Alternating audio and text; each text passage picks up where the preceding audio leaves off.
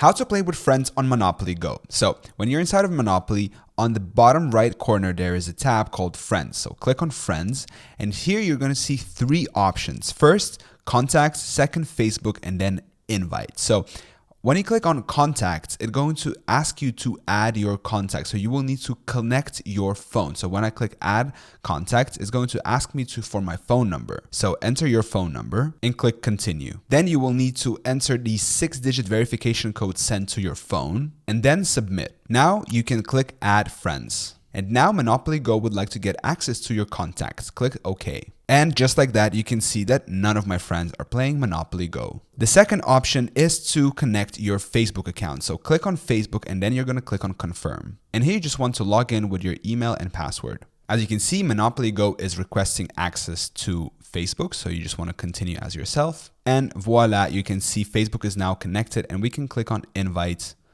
and invite friends via Facebook. Lastly, you can just invite people manually. So when you click invite, click on this orange button right here, and you'll be able to copy the link to join Monopoly Go. So you can invite your friends like this, and once they're here, you'll be able to play together. So this is how you play Monopoly Go together with friends. Thank you for watching. Subscribe.